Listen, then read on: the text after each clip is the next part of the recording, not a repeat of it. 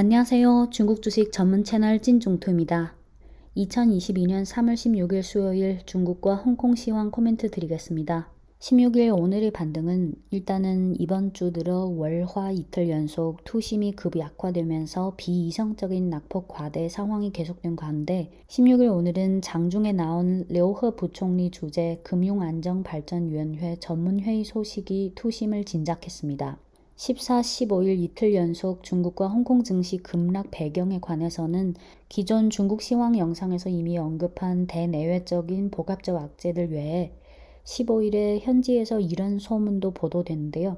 진위 여부는 확인이 필요하겠지만 참고로 추가해 드리겠습니다. 내용은 다음과 같습니다. 지난 3월 3일 MSCI가 3월 9일부터 러시아를 MSCI 신흥국 지수에서 제외시키고 독립시장으로 분류한다고 발표했다. 그 후 FTSE도 산하 모든 지수에서 러시아를 제외시키겠다고 했다. 그래서 그동안 MSCI 신흥국 지수를 추종해온 글로벌 자금들이 피동적으로 매도를 해왔는데 러시아 거래소는 지난 2월 25일부터 이미 거래 중지라서 매도를 못하니까 그에 따른 글로벌 자금들의 유동성 부족 문제가 생긴 상황에서 글로벌 자금들이 MSCI 신흥국 지수 중 유동성이 가장 좋은 홍콩 증시와 중국 증시에서 자금을 급하게 빼서 유동성 수요를 충족시킬 수밖에 없었다. 라는 소문이 있었습니다. 3월 16일 오늘 중국과 홍콩 증시, 특히 홍콩이 급반등했는데 중국 증시 주요 지수의 상승폭은 상해 종합 3.48%, 심천성분 4.02%, CSI 300 4.32%, 상해 과창 50 2.93%, 심천창업함 5.2%. 홍콩 주요 지수의 상승폭은 홍콩 항생 9.08%, 홍콩 애취 12.5%, 홍콩 테크 지수 12.2% 급등했습니다. 3월 16일 중국 시간 오후 1시 59분 중국 증시 개장 전에 나온 신화사 보도에 의하면 3월 16일 중앙정치국 위원 겸 국무원 부총리 겸 금융안정발전위원회 주임인 려허 주재로 국무원 금융안정발전위원회 전문회의를 개최해 현재 경제 상황과 자본시장에 대해 다뤘으며 관련 부처 책임자들이 참석했다. 회의 내용은 총 3단락인데요. 핵심 내용은 두 번째 단락인데요. 주로 거시경제, 부동산, 미국 상장 중국 기업, 플랫폼 산업, 홍콩 금융시장 등에 대해 언급했습니다. 세 단락을 다 직역할게요. 첫 단락, 회의에서는 이렇게 제시했다. 지금의 복잡한 국면에서 가장 관건은 발전하는 것이 당 집권 흥국의 최우선 과제라는 점을 견지하고 참고로 집권 흥국은 당이 집권하고 나라를 흥하게 만든다는 뜻입니다. 지금의 복잡한 국면에서 가장 관건은 발전이 당 집권 흥국의 최우선 과제라는 점을 견지하고 개혁 심화와 개방 확대를 견지하고 시장화 법치화 원칙을 견지하고 두 가지 전혀 동요하지 않음을 견지하고 참고로 두 가지를 전혀 동요하지 않는다는 것은 공유 경제의 공고 발전과 비공유 경제에 대한 격려 지원 둘 다 전혀 동요하지 않는다는 뜻입니다. 네, 계속할게요. 지적재산권을 확실히 보호하며 중앙경제공작회의 정신과 전국 양회 지시에 대한 구체화에 전력을 다하며 코로나 방역과 경제사회 발전을 통합관리해 경제가 합리적 구간에서 운행하도록 유지하고 자본시장의 평온한 운행을 유지해야 한다. 네, 이어서 두 번째 단락. 회의에서는 이하 문제를 검토했다. 거시경제와 관련해 당중앙의 결정 배치를 구체화해서 1분기 경제를 확실히 진작해야 하고 통화정책은 능동적으로 대응해야 하며 신규 대출은 적절한 성장을 유지해야 한다. 부동산 기업에 관해서 유력하고 효과적인 리스크 방지 대응 방안을 적시적으로 제시하고 신발전 모델 전환 관련 통합 조치를 제시해야 한다. 미국 상장 중국 기업에 관해 현재 중미 양측의 감독기관에서 양호한 소통을 유지하면서 이미 적극적인 진전을 거뒀고 구체 방안을 형성하도록 노력 중이다. 중국 정부는 각종 기업의 해외 상장을 계속 지지한다. 플랫폼 경제에 관해서 관련 부처는 시장화, 법치화, 국제화 방침에 따라 기존 방안을 보완해야 하고 안정 속 발전 추구를 견지하고 규범, 투명, 예상 가능한 감독 관리를 통해 대형 플랫폼 기업의 정돈 작업을 안정적으로 추진하면서 가급적 빨리 완료해야 하며 빨간불과 초록불 모두 잘 설치해 놓고 플랫폼 경제의 평온하고 건강한 발전을 촉진해 국제 경쟁력을 제고해야 한다. 홍콩 금융시장 안정 문제에 관해 본토와 홍콩 두 시장의 감독관리 기관은 소통과 협력을 강화해야 한다. 이어서 세 번째 단락. 회의에서는 이렇게 강조했다. 관련 부처는 자신의 책임을 철저히 짊어지고 시장에 유리한 정책을 적극적으로 내놓아야 하고 긴축성 정책은 신중하게 내놓아야 한다. 시장이 주목하는 이슈에 대해 적시적으로 피드백을 해야 한다. 자본시장에 중대한 영향을 미치는 정책이라면 모두 사전에 금융관리부처와 조율해서 정책 예상의 안정성과 일치성을 유지해야 한다. 국무원 금융안정발전위원회는 당중앙과 국무원의 요구에 따라 조율과 소통의 강도를 강화할 것이고 필요시 문책을 할 수 있다. 금융기관은 반드시 큰 국면, 전반적인 국면에 착안해야 하고 실물경제 발전에 대한 지원을 견지해야 한다.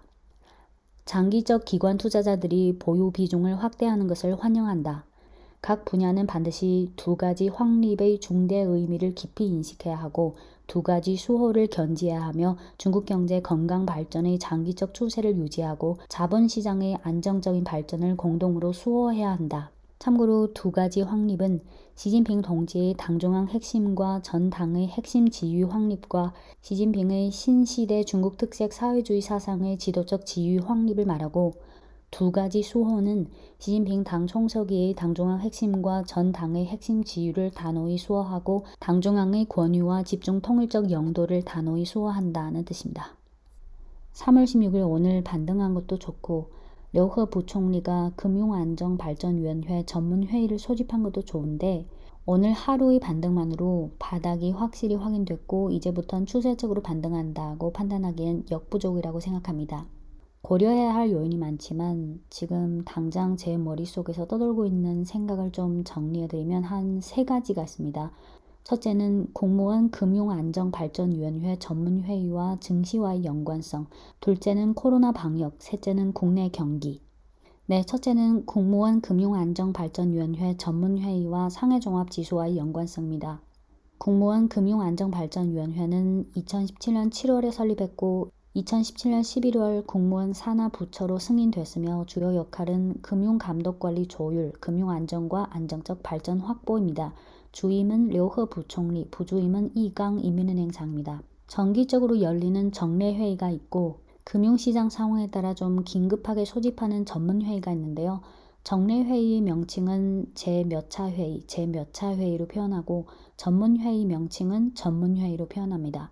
2018년부터 지금까지 소집한 회의에서 정례회의를 제외한 금융리스크 방지 전문회의를 소집했던 시기와 상해종합지수의 흐름을 돌이켜보면 2018년 3월부터 미중무역 분쟁이 본격적으로 점화되는데 보시면 중국 증시는 그때부터 계속 하락세를 보였습니다. 2018년에는 금융리스크 방지 전문회의를 8월 24일과 10월 20일에 소집했습니다. 그리고 코로나 확산 첫 해인 2020년에는 경제 추진 및 금융운행 정상화 관련 회의를 4월 7일, 4월 15일, 5월 4일에 잇따라 소집했는데요. 이 세 차례 회의는 전문회의가 아니고 명칭이 제25차 회의, 제26차 회의, 제28차 회의라서 정례회의이지 전문회의는 아니었습니다. 그리고 나서 2022년 3월 16일 오늘 전문회의를 소집했습니다. 여기 8월 24일 전문회의 소집 후 상해종합지수는 하락했다가 상승했다가 다시 하락했고 10월 20일 전문회의 소집 후 상해종합지수는 좀 상승했다가 다시 반락하면서 2019년 1월 초에 드디어 바닥을 찍었습니다. 매년마다 증시 하락의 배경 원인이 너무 다르고 바닥 찍은 후 반등이 나왔을 때 요인 모멘텀도 너무 달라서 금융안정발전위원회 전문회의를 소집했다라는 한 가지 재료로 상해종합지수의 향후 흐름을 추측하기에는 역부족입니다. 전문회의 소집 후 각 부처에서 려허 부총리의 지시를 구체화하고 그게 증시에 반영되기까지는 현실적으로 일정 기간이 걸릴 것이고 특히 2022년 3월 현재 키워드는 아시다시피 러시아 우크라이나 사태, 코로나 방역, 경기 둔화, 에너지 위기, 공급망 문제 등등 그리고 올해 하반기에는 또 중요한 정치적 이벤트가 있죠. 11월에는 미국 중간선거가 있고 10월 또는 11월에 중국은 제20차 당대회 즉 중국공산당 제20차 전국대표대회가 개최될 예정입니다. 이런 정치적 이벤트 전에는 또 이런저런 노이즈가 많이 생길 거예요. 3월 16일 현 시점에서는 중국 현지 투자 심리상 아직은 불안하고 방어하는 경향이 더 강한 분위기라고 봅니다. 오늘 하루 반등으로 증시가 추세적 반등으로 가기보다는 이제부터는 일정 기간 동안 한 달, 두 달, 심지어 세 달, 정확히 기간이 얼마 걸릴지는 모르겠지만 이제부터는 한동안 등락을 거듭하는 과정에서 지금까지 나온 국내외 악재들이 진전을 봐가면서 바닥 구간을 확인해가는 과도기에 들어가지 않을까 싶습니다. 단 만약 향후 중국 입장에서 대외적으로 추가적인 악재가 닥쳤을 경우 추가 하락 리스크도 충분히 감안해야 합니다. 네, 둘째는 코로나와 관련해서 직전 영상에서도 언급했지만 중국은 아직 제로 코로나 정책을 시행하고 있기 때문에 확진자 수가 적다, 많다에 대한 기준이나 체감도가 한국과 전혀 다르다는 점, 서방이나 한국 기준으로 중국을 볼 필요는 없다는 점 참고하시기 바랍니다. 직전 중국 시황 영상에서도 언급했듯이 길림성, 심천시, 상해시가 3월 14일부터 락다운 또는 준 락다운에 해당되는 방역 강화 조치를 취하기 시작했습니다. 참고로 상해시는 3월 15일 오후 방역 브리핑에서 이렇게 발표했는데요. 번역하면 코로나 발생 이래 상해시는 방역과 경제사회 발전 통합 추진 요구에 따라 도시 봉쇄, 락다운 등 조치를 취하지 않았다. 상해시는 시종일관 능동 방역, 정확 방역, 과학 방역, 종합 방역을 견지하고 구체적인 상황에 따라 방역 조치를 조절할 것이고 코로나가 시민들의 정상 생활에 대한 영향을 최소화하도록 노력할 것이며 현재 상해시는 도시 봉쇄를 하지 않았고 지금은 봉쇄할 필요도 없다. 현재 코로나 상황을 감안해 상해시는 지역별 위험도에 따라 몇몇 지역을 중점 지역으로 구분해서 블록별 격자 무늬식 코로나 검사를 진행함으로써 사회 방역을 보다 강화하겠다. 중점 지역 외의 각 공공기관, 각 기업들은 자체 특징에 따라 출퇴근 시간을 잘 조율하고 여건이 되면 가급적 단계적 재택근무를 시행하며 인구 유동을 감소함으로써 가급적 빠른 시일 내에 사회적인 제로 코로나를 실현하도록 돕고 시민들이 정상 생활로 복귀하도록 한다. 네, 여기까지고요. 그래서 성, 도시마다 코로나 확진 유무, 확진자 수, 확산 여부가 다 다르기 때문에 전국을 획일적으로 관리하는 것이 아니라 고위험 지역 위주로 케이스 바이 케이스로 지역별 맞춤형으로 관리하고 있습니다. 하지만 상해시는 인구 2,500만 명에 아시다시피 또 중국에 있어서는 아주 중요한 도시죠. 어쨌든 중국 정부 기준으로는 지난주부터 확진자가 많이 늘었고 길림성, 심천시는 이동 제한하고 상해시는 방역을 대대적으로 강화한 게 사실입니다. 그리고 3월 16일 오전 신화사에 의하면 3월 15일 정부에서 코로나 진료 방안 시행 제9 버전을 발표했습니다. 기존 버전에 비해 다음 6가지를 조정했는데요. 그중 2번 항목이 좀 주목을 받았습니다. 1번 확진자 발견과 보고 절차 개선. 2번 확진자에 대해 분류 관리 치료를 시행하며 증상에 따라 격리 관리와 치료 장소를 확정한다. 경증은 집중 격리 관리를 시행하고 보통 중증 위중 환자와 중증 리스크가 높은 환자는 지정 병원에서 집중 치료한다. 3번 바이러스 치료를 보다 더 규범화하고 국가약품감독관리국에서 허가한 2가지 특이성 항바이러스 약품을 진료 방안에 기입한다. 4번 중의 치료 내용에 대해 수정 보완한다. 5번 격리 해제와 퇴원 기준을 조정해 환자의 격리 해제와 퇴원 절차를 가속화시킨다. 6번 격리 해제, 퇴원 후 주의사항을 조절했는데 퇴원 후 14일 격리 관리와 건강 상황 모니터링 한다를 격리 해제 또는 퇴원 후 7일간 재택 건강 모니터링 한다라고 수정했다. 네, 오미크론이 전파성은 강하지만 독성이 약화됐다는 점, 그리고 의료 부담 경감 등을 고려하면 이제부터는 증상 강도에 따라 좀 나누어서 격리 치료하는 방향으로 가는 게 맞겠지만 찐중투 직전 중국 시황 영상에서 언급한 순춘란 부총리의 방역 지시를 다시 한번 말씀드리면 대외적으로 해외 유입 방지, 대내적으로 반등 방지라는 총 전략, 제로 코로나라는 총 방침을 동요하지 않고 느슨하게 하지 않으며 단호한 조치를 취해 가급적 빠른 시일 내에 국부적으로 집중된 코로나 상황을 통제하고 방역 성과를 공고하도록 한다. 여기서 중요한 문구는 가급적 빠른 시일 내에 국부적으로 집중된 코로나 상황을 통제하고 방역 성과를 공고하도록 한다. 즉 어떤 성이나 도시에서 코로나가 확산하기 시작하면 엄격하게 통제해서 빠른 시일 내에 그거를 잡겠다는 뜻입니다. 네, 셋째는 국내 경기인데요. 3월 15일 발표한 1, 2월 누적 기준 실물 경제 지표 중 산업 생산, 고정자산 투자, 내수 소비 세 지표 모두 컨센서스를 크게 상회해서 정부의 경기 안정화 대책이 조금씩 효과를 보고 있다고 해석할 수 있지만 부동산 지표는 여전히 전년 동기 대비 마이너스로 부진했습니다. 부동산이 너무 둔화되면 경기에 안 좋지만 정부 원칙은 여전히 부동산 투기 방지입니다. 단 지난 3월 2일 은행보험감독관리위원회 주석인郭树清이 브리핑에서 이렇게 말했는데요.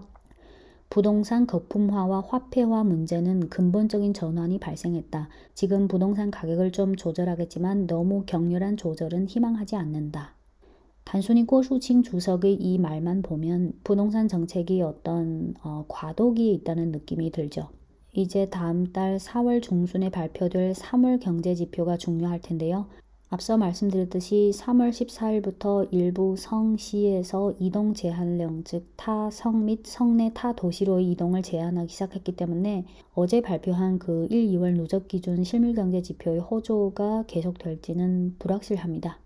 네, 지금까지 제가 생각하고 있는 세 가지 금융안정발전위원회 전문회의 소집과 증시와의 연관성, 그리고 국내 코로나 방역 상황, 국내 경기 이렇게 세 가지를 말씀드렸는데요. 그 외에 대외적인 많은 요인들은 여러분들이 뉴스를 통해서도 많이 접할 수 있어서 반복하지 않겠습니다. 네, 3월 16일 중국과 홍콩 증시 급등에 대한 코멘트는 여기까지 마무리하겠습니다. 네, 지금까지 중국 주식 전문 채널 찐중투였습니다.